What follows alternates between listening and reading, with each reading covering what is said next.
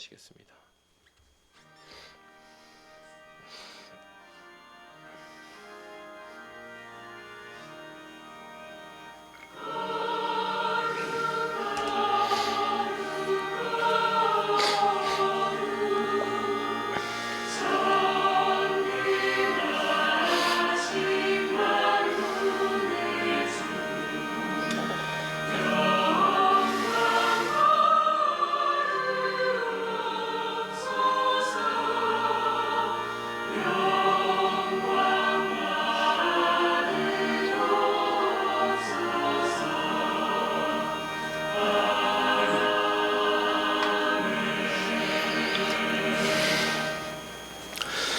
전능하사 천지를 만드신 하나님 아버지를 내가 믿사오며 그 외아들 우리 주 예수 그리스도를 믿사오니 이는 성령으로 잉태하사 동정녀 마리아에게 나시고 본디오 빌라도에게 고난을 받으사 십자가에 못 박혀 죽으시고 장사한 지 사흘 만에 죽은 자 가운데서 다시 살아나시며 하늘에 오르사 전능하신 하나님 우편에 앉아 계시다가 저리로서 산 자와 죽은 자를 심판하러 오시리라. 성령을 믿사오며 거룩한 공회와 성도가 서로 교통하는 것과 죄를 사하여 주시는 것과 몸이 다시 사는 것과 영원히 사는 것을 믿사옵나이다. 아멘. 이 시간 찬송 309장 함께 부르시겠습니다.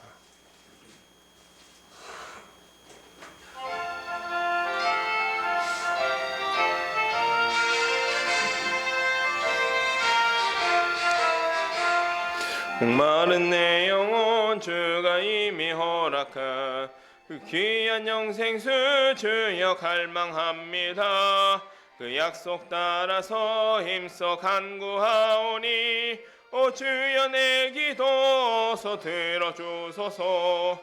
예수의 사랑 예수의 사랑 바다 물결같이 내게 임하니 영광의 물결에 온전히 쌓여서 내 영혼의 기쁨 한량 없도다. 주 내게 약속한 금비 내려주시려 은혜의 저구름 건너편에 떠올라 그 귀한 징조가 내게 밝히 보이니 나 힘을 다하여 주께 간구합니다. 예수의 사랑 예수의 사랑 바다 물결같이 내게 임하니 영광의 물결에 온전히 쌓여서 내 영혼의 기쁨 한량 없도다. 은혜의 소낙비 지금 흡족히 내려 구원의 큰 강물 흘러차고 넘쳐서 내 추한 모든 죄 모두 씻어버리니 나 지금 은혜를 충만하게 받았네. 예수의 사랑 예수의 사랑 바다 물결같이 내게 임하니 영광의 물결에 온전히 쌓여서 내 영혼의 기쁨 한량 없도다. 그 차고 넘치는 주의 은혜의 물결 힘차게 밀려와 내게 만족합니다. 오 할렐루야로 주를 찬송하오니 내 마음의 기쁨이 항상 충만함이라. 예수의 사랑 예수의 사랑 바다 물결같이 내게 임하니 영광의 물결에 온전히 쌓여서 내 영혼의 기쁨 한량 없도다. 아멘. 제가 기도하도록 하겠습니다.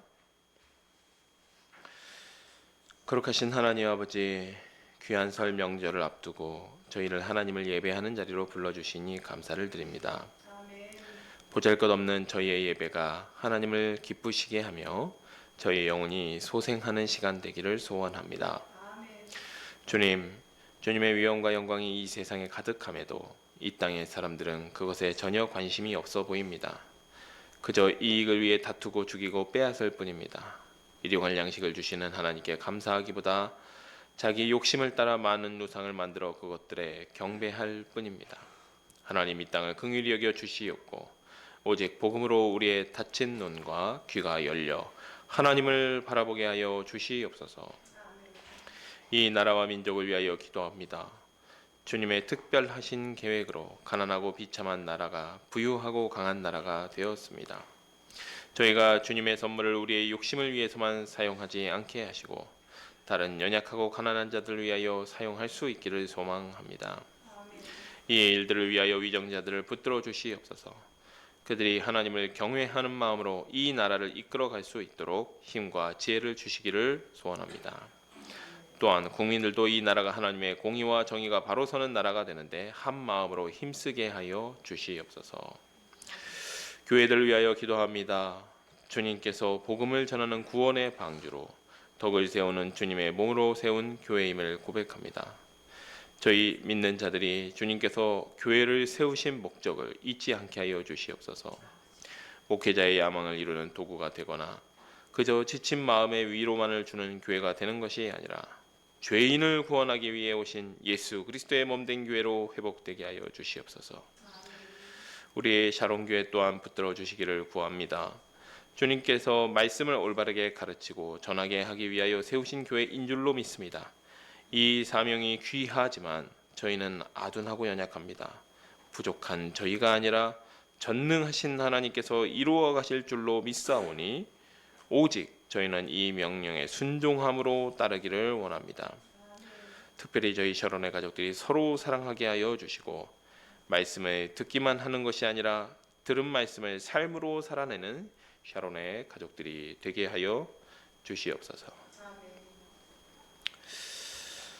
명절을 앞두고 저희 각자의 가정을 위해 기도합니다. 가정에 평안을 허락하여 주시고 무엇보다 가족 친지들 가운데 아직 주님을 모르는 사람이 있다면 그들에게 복음이 전해지는 시간 되게 하여 주시옵소서. 또한 복음이 그저 우리의 입이 아닌 삶을 통해 우리의 가족들에게도 흠모할 만한 복음 되게 하여 주시옵소서. 이 시간 말씀을 듣고자 합니다. 저희에게 깨닫는 마음을 주시고 다윗의 시편을 통하여 우리의 삶에도 그와 같은 신앙의 고백이 있게 하여 주시옵소서. 언제나 우리를 사랑하시며 인도해 주시는 주님을 찬양하오며 예수 그리스도의 이름으로 기도합니다. 아멘.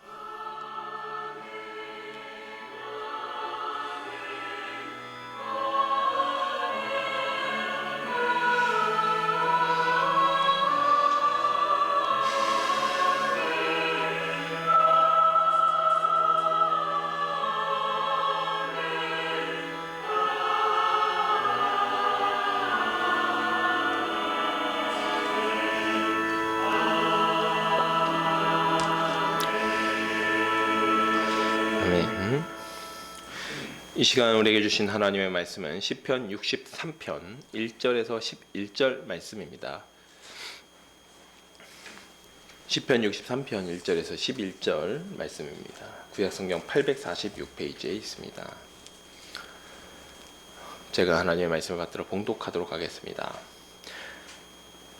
하나님이여 주는 나는 하나님이시라. 내가 간절히 주를 찾되 물이 없어 마르고 황폐한 땅에서 내 영혼이 주를 갈망하며 내 육체가 주를 앙모하나이다. 내가 주의 권능과 영광을 보기 위하여 이와 같이 성소에서 주를 바라보았나이다. 주의 인자하심이 생명보다 나음으로 내 입술이 주를 찬양할 것이라. 이러므로 나의 평생에 주를 송축하며 주의 이름으로 말미암아 나의 손을 들리이다. 골수와 기름진 것을 먹음과 같이 나의 영혼이 만족할 것이라. 나의 입이 기쁜 입술로 주를 찬송하되 내가 나의 침상에서 주를 기억하며 새벽에 주의 말씀을 작은 소리로 읊조릴 때 하오리니 주는 나의 도움이 되셨음이라. 내가 주의 날개 그늘에서 즐겁게 부르리이다. 나의 영혼이 주를 가까이 따르니 주의 오른손이 나를 붙드시거니와 나의 영혼을 찾아 멸하려 하는 그들은 땅 깊은 곳에 들어가며 칼의 세력에 넘어져 승냥이의 먹이가 되리이다.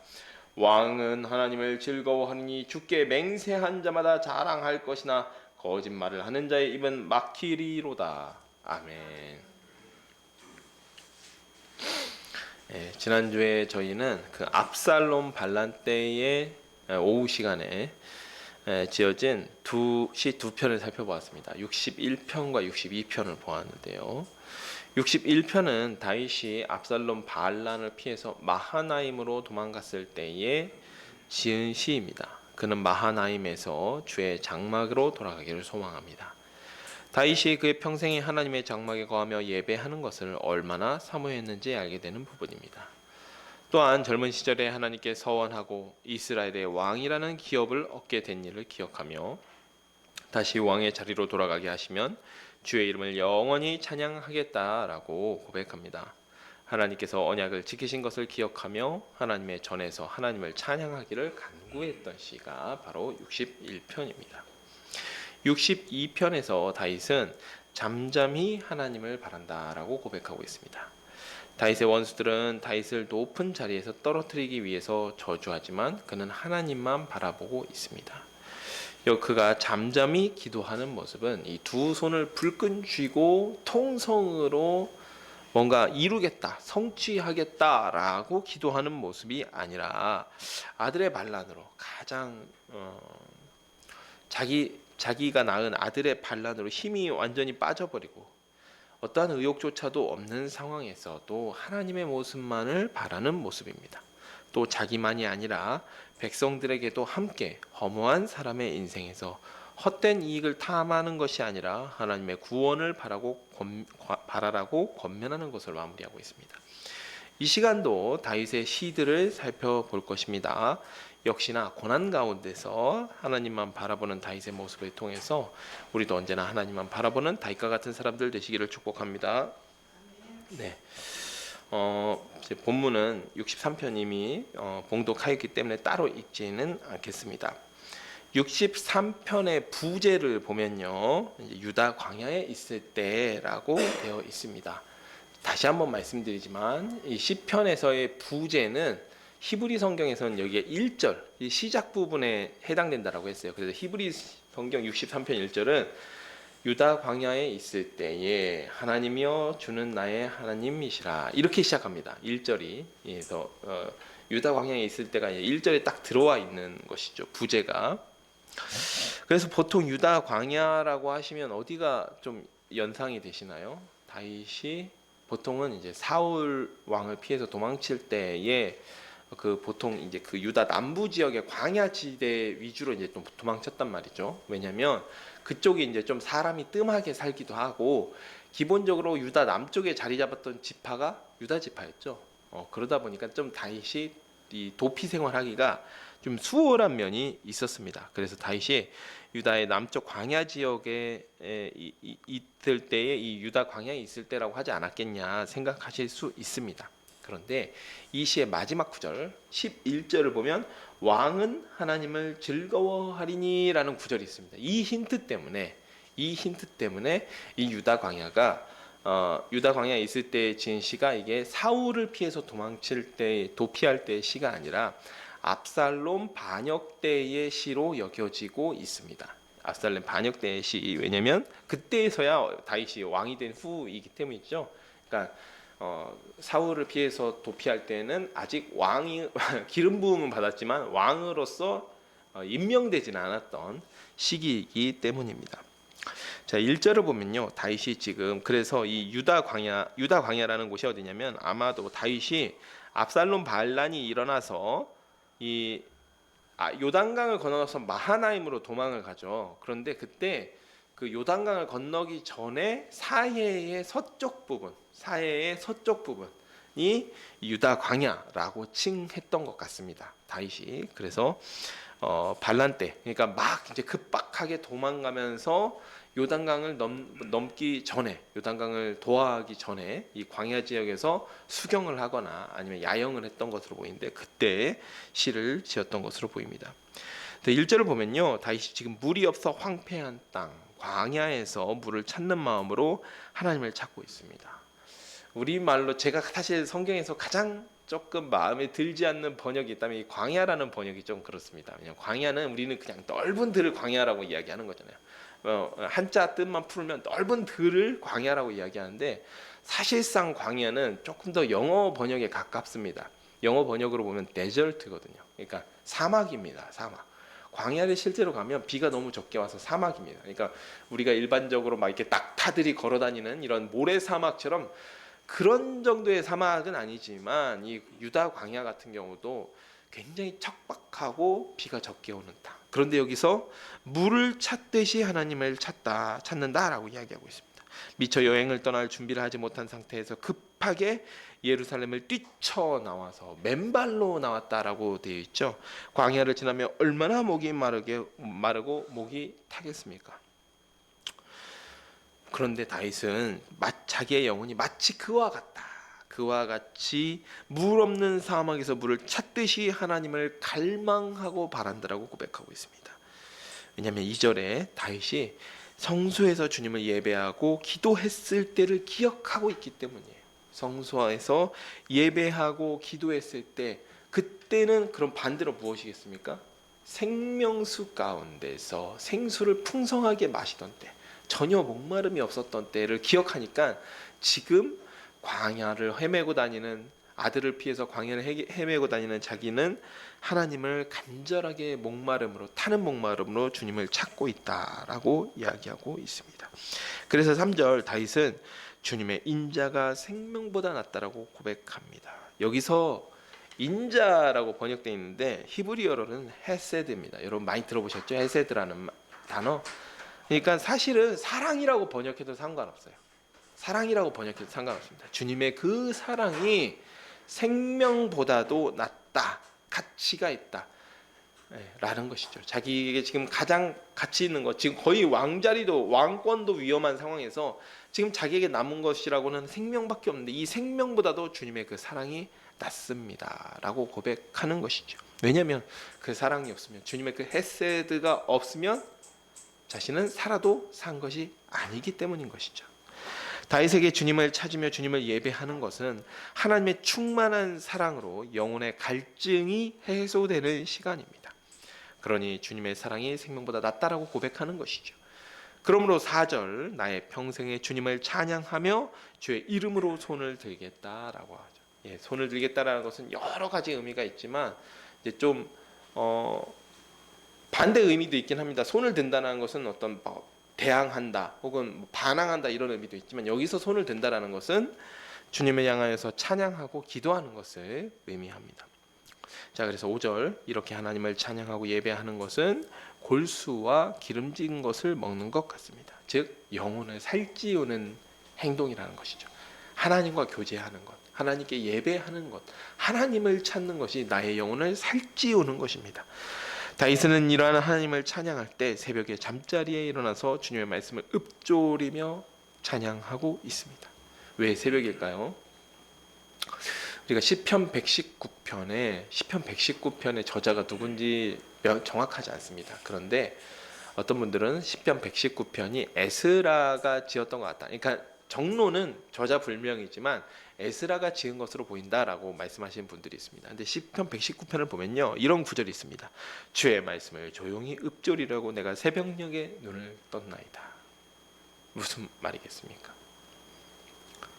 하나님의 말씀을 너무너무, 시편 119편 전체가 하나님의 말씀을 사모하는 그 찬양이거든요. 기도거든요. 그런데 하나님의 말씀을 너무너무 사모하다 보니까 새벽녘이 되면 눈이 떠지는 겁니다. 그리고 일어나자마자 하나님의 말씀을 조용히 묵상하면서 읊조리는 것, 너무너무 사모하기 때문이죠. 말씀을 너무너무 사모하기 때문입니다. 하나님과의 교제하는 시간이 너무 귀해서 아침에 눈을 뜨자마자 말씀을 읊조립니다. 아무도 방해할 수 없는 시간에 하나님과 교제한다고 고백하는 부분에서 지금까지 하나님께 드리는 예배와 찬양이 얼마나 진실되었는지 드러납니다. 또한 여러분 생각해 보십시오. 지금 다윗이 압살롬 반란을 피해서 도망치고 있다면 새벽에 일어나자마자 원래는 뭐 해야 됩니까? 오늘 어디까지 도망을 가야 되고 오늘 목적지가 어디이고 가면서 대책 회의를 해야 되지 않겠습니까? 가면서 그리고 또 군사들은 어디서 모여서 집결해야 될 것이며 반란을 어떻게 진압해야 될 것이며 이런 거를 지금 사실 계획해야 되는데 그게 아니라 다윗은 눈을 뜨자마자 조용히 하나님께 묵상하며 기도하며 말씀을 읊조리고 있다라고 이야기하고 있습니다. 이렇게 주님을 사모하는 다윗을 하나님은 날개 그늘에 품어주시고 오른손으로 붙들어 주십니다. 그러니 9절에서 10절 다윗을 공격하고 그가 파멸하기를 바라는 세력들이 하나님의 심판을 당해 없어질 것을 확신합니다. 하나님과의 관계에서 비롯된 확신이죠. 11절에 그래서 다윗 왕으로 하여금 고난 가운데 낙심하지 않고 하나님께 즐거워하고 있습니다. 사랑하는 여러분, 정리하자면요, 지금 다윗 왕은 공경을 당한 상황입니다. 반란군이 다윗 왕을 쫓아올지도 모릅니다. 자기는 아직 요단강도 도하지 않았습니다. 그런데 다윗의 공경을 당한 상황에서 구원을 바라거나 원수를 갚기를 바라는 탄원의 기도에 집중하기보다는, 그러한 기도가 아니라 하나님과의 깊은 인격적 관계를 맺었던 그 시간, 성소에서 주님을 예배했던 시간을 추억하면서 계속해서 자신이 하나님을 갈망하는 것, 하나님과 교제하는 것에 집중하고 있습니다. 도망을 치는 중에도 침상에서 일어나 앞으로의 대책을 세우는 것이 아니라 참모들과 회의를 하는 것이 아니라 하나님의 말씀을 조용히 읊조리며 하나님과 교제하는 것으로 하루를 시작합니다. 하나님을 이 정도로 간절히 갈망하는 다윗이었기 때문에 자기 원수들이 심판당할 것을 추호도 의심하지 않고 하나님께서 자신을 품어주시고 구원해 주실 것을 확신하고 있는 것이죠. 이와 같이 다윗은 언제나 문제 자체보다 항상 하나님과의 관계에 집중하는 본을 보인 사람이었습니다. 이 시뿐만이 아니죠. 실제로 보면 다윗이 또 위기에 빠진 순간이 있었습니다. 다윗이 블레셋에 망명했을 때 시글락에서 다윗이 군사들과 함께 잠깐 자리를 비웠을 때에 아말렉 사람들이 와서 그 처자식들을 포로로 잡아간 적이 있어요. 그때 다윗이 어떻게 하죠?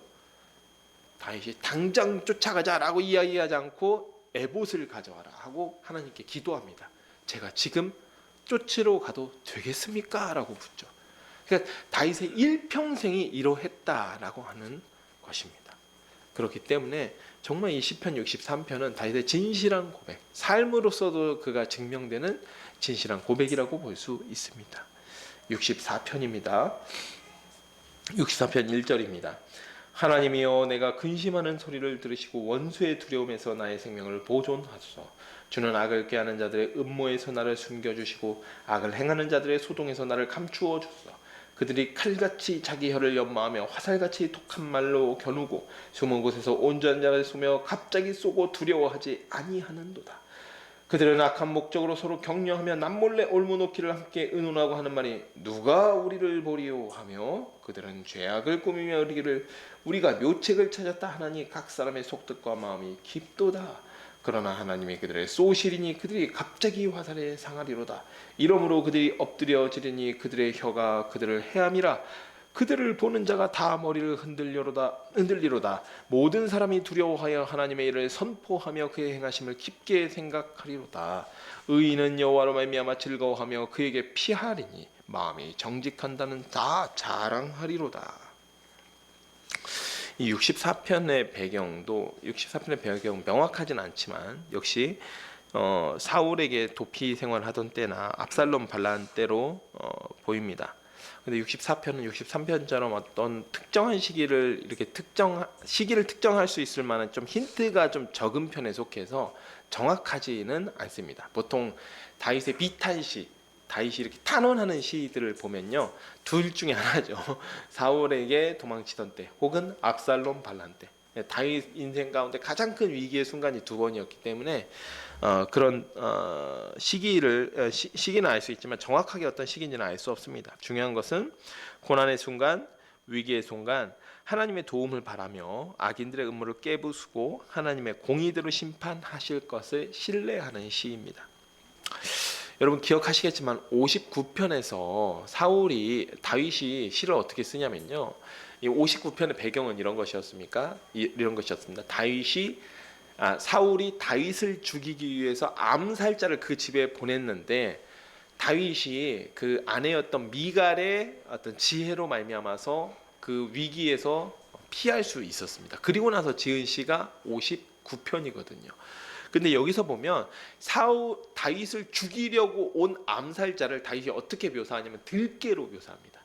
그래서 59편 전체의 이미지를 한번 상상해 보시면요, 들깨가 성중에 들어와서 삼킬 자를 찾으려고, 물어뜯을 자를 찾으려고 이렇게 어슬렁어슬렁 거리는 겁니다.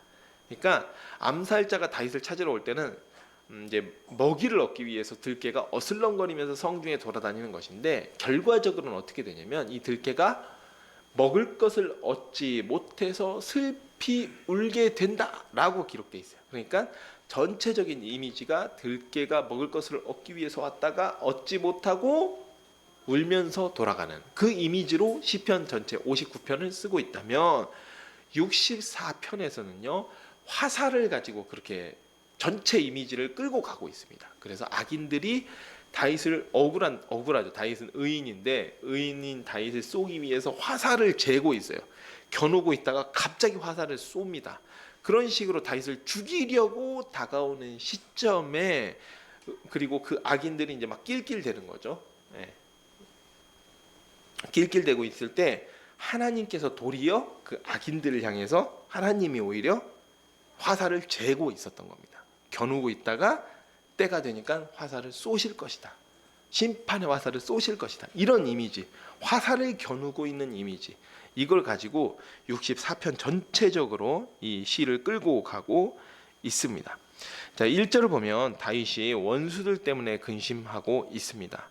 2절에서는 악인들이 다윗을 죽이기 위한 음모를 꾸미는데, 다윗이 느끼기로는 마치 자기를 겨눈 화살처럼 느껴집니다. 3절에서 자기 혀를 칼같이 연마했다라는 부분은 많은 사람들이 다윗을 음해하고 또 사회적으로도 다윗을 매장시키기 위해서 공격하는 것을 의미합니다. 그래서 이렇게 생각하시면 돼요. 사울 왕의 참모들이 막 다윗을 죽이기 위해서 음해하거나, 혹은 압살롬 반란 때라면 아히도벨 같은 사람들이 다윗을 죽이기 위한 음모를 꾸미는 것, 이런 이미지를 지금 혀를 칼같이 연마했다라고 표현하고 있는 것입니다. 또 4절에서 악인들이 화살을 겨누기만 하는 것이 아니라 다윗을 향해서 갑자기 화살을 쏩니다. 또 5절에 악한 목적으로 올무를 놓고 교만하게도 스스로 누가 우리를 보리요 하면서 낄낄거리면서 좋아하고 있습니다. 이 부분은 정확하게 이야기하면 누가 그것들을 보리요예요. 그러니까 지금 누가 우리를 보리요, 이거는 야, 우리가 이렇게 철두철미하게 준비했는데 그게 아니라 악인들이 누가 우리를 보리요는, 야, 우리가 이렇게 비밀스럽게 준비를 했는데 우리가 이렇게 이런 일을 꾸몄다는 걸 누가 알겠느냐, 이런 이미지라면, 이런 느낌이라면 정확하게 히브리어 성경에는 누가 그것들을 보리요입니다. 즉 너무 은밀하게 올무를, 다윗 앞에 딱 올무를, 그 함정에 빠질 수밖에 없는 그 함정을 만들어놨기 때문에 반드시 그 함정에 빠질 수밖에 없을 것이다 라고 하면서 스스로 좋아하고 있다라는 거예요. 그들은 죄악을 꾸미면서도 이렇게 부끄러움이 없습니다. 그러나 하나님은 7절, 모든 것을 감찰하시다가 악인들에게 심판하시는 화살을 쏘십니다. 이러한 장면 생각하면 되는데, 악인들은 악한 말로 다윗을 음해하면서 갑자기 다윗을 죽이려고 공격하고, 또 다윗이 우리가 쳐놓은 올무에 빠질 수밖에 없다고 끌끌거리면서 좋아할 때 하나님께서 모든 걸 다 감찰하고 계시는 거죠. 모든 걸 다 지켜보고 계시, CCTV로 아주 선명하게 다 지켜보고 계시다가 심판의 화살을 쏘십니다. 그래서 악인들의 음모와 그들이 쳐놓은 올무를 모두 다 부숴버리십니다. 8절, 이러므로 악인들이 엎드려지고 다윗을 겨누던 혀가 오히려 그들을 해치게 됩니다. 악인이 심판당하는 모습을 본 자들은 모두 머리를 흔들고 하나님을 두려워하게 됩니다. 결론은 10절입니다. 의인은 여호와로 말미암아 즐거워하며 악인들의 공격에도 하나님께 피하게 됩니다. 마음이 정직한 자는 자랑하리로다 에서 자랑하다라는 말은 여러분도 잘 아시는 할렐루입니다. 할렐루. 자랑하다라는 말이 할렐루예요. 무슨 말입니까? 마음이 정직한 자는 하나님의 품 안에서 하나님을 찬양하게 되고, 하나님께서 구원해 주신 것을 자랑하게 되고, 이런 의미이죠. 악인들이 제 아무리 은밀하게 음모를 꾸미고 철저하게 계획을 세울지라도 하나님의 심판 앞에서 일거에 그 음모가 무너지고 심판하시는 하나님의 위엄과 능력만이 드러나게 됩니다. 사랑하는 여러분, 이 시간 여기까지 살펴보도록 하겠습니다. 63편에서 다윗은 절체절명의 위기의 순간 황폐한 유대의 광야를 지나면서도 하나님을 찾고 있습니다. 그가 하나님을 찾는 이유는 자기 생명을 구원해 달라고, 이 위기에서 구원해 달라고 그러한 이유 때문에 그런 기도를 드리기 위해서가 아니었습니다. 물론 그 다음 마음이 없지는 않았겠죠. 하지만 보다 본질적으로는 그는 성수에서 주님을 예배하며 하나님을 찬양하던 때를 지금 그리워하고 있습니다. 그런 마음으로 간절히 하나님을 찾고 있습니다. 황폐한 사막에서 물을 찾듯이. 그의 영혼이 하나님을 찾는 것은 너무나 당연한 것이기 때문입니다. 또한 하나님과의 교제는 메마른 영혼의 생수를 부어주는 것이며 영혼을 살찌우는 행동이었습니다. 그리고 다윗은 말뿐만인 고백이 아니라 실제로 새벽에 침상에서 일어나서 하나님의 말씀을 조용히 읊조립니다. 얼마나 그가 하나님과의 관계를 사모하며 그것을 소중하게 생각했는지를 알 수 있습니다. 64편에서는 다윗을 해치려는 악인들이 악한 말로 그를 해치려고 겨누다가 갑자기 화살을 쏘았습니다. 또한 올무를 놓고 거기에 빠질 수밖에 없다고 교만한 모습으로 자랑하고 있습니다. 그러나 이 모든 악한 일은 하나님께서 감찰하고 계십니다. 그리고 때가 되면 심판의 화살을 쏘셔서 그들의 모든 음모와 악한 계획을 부숴버리시는 것으로 자신의 위엄을 나타내십니다. 이처럼 악인들의 계획과는 다르게 의인은 여호와로 말미암아 자랑하며 즐거워하며 찬양하게 되고 할렐루야를 부르게 되고, 악인은 망하게 되는 것이죠. 사랑하는 여러분, 오늘 다윗은 위기의 순간, 고난의 순간에서도 하나님과의 관계에 집중하고 있습니다. 63편은 말할 것도 없고 64편에서도 다윗이 악인들을 탄원하지만 그 탄원의 결론이 무엇이었습니까? 의인은 하나님으로 말미암아 여호와로 말미암아 자랑하게 된다. 이게 결론입니다. 결국 하나님과의 교제를 기뻐하며 그것을 갈망하며 간구하는 사람, 이것이 의인이라는 거죠. 다윗은 언제나 문제 자체보다 그 너머에 계신 하나님을 바라보는 사람이었습니다. 하나님과의 교제 자체를 영혼의 갈망으로 여기는 사람이었습니다. 이러한 사람은 고난의 순간이 고통스럽게 다가오긴 합니다. 고난이 고통스럽지 않은 사람은 없습니다. 그러나 하나님의 구원을 의심하지 않습니다. 하나님과의 그 교제 가운데 이미 들어가 있기 때문에 그 교제를 누구도 끊을 수 없다는 걸 알고 있기 때문에 하나님의 구원을 의심하지 않습니다. 하나님의 인자와 사랑이 생명보다 낫기 때문입니다. 이 시간 우리 샤론의 가족들도 이와 같이 되기를 소망합니다. 우리 인생에 많은 문제들이 찾아오며 때로는 정말 나를 해치려고 하는가, 나를 이렇게 함정에 빠뜨리려고 하는가, 나는 세상이 나를 이렇게 적대적으로 나를 대하나, 그런 순간에도 문제보다 그 너머에 계시는 하나님을 바라보는, 하나님을 갈망하는 샤론의 가족들이 계시기를 축복합니다. 언제든 하나님 찾기를 광야에서 물 찾듯 찾는 여러분이 되시기를 축복드리며 제가 기도하고 말씀 맺도록 하겠습니다. 기도하겠습니다.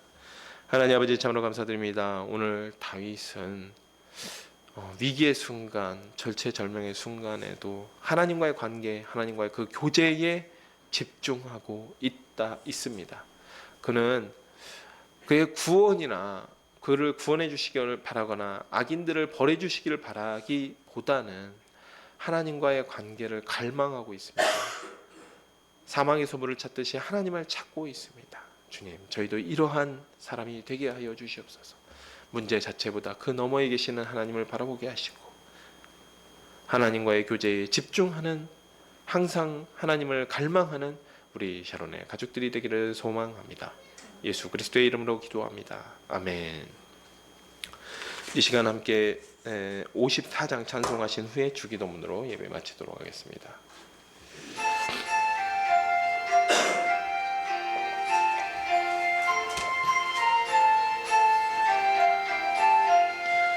주여 복에 구하오니 편히 가게 하시고 사람마다 죄인해로 이기도록 하시고 광야 같은 세상에서 항상 인도하소서. 주의 복된 말씀 듣고 무한 감사합니다. 구원받은 주의 성도 열매 맺게 하시며 하나님이 우리 함께 항상 계시옵소서. 아멘. 하늘에 계신 우리 아버지여, 이름이 거룩히 여김을 받으시오며 나라가 임하시오며 뜻이 하늘에서 이루어진 것 같이 땅에서도 이루어지이다. 오늘 우리에게 일용할 양식을 주시옵고 우리가 우리에게 죄 지은 자를 사하여 준 것 같이 우리의 죄를 사하여 주시옵고 우리를 시험에 들게 하지 마시옵고 다만 악에서 구하시옵소서. 나라와 권세와 영광이 아버지께 영원히 있사옵나이다. 아멘.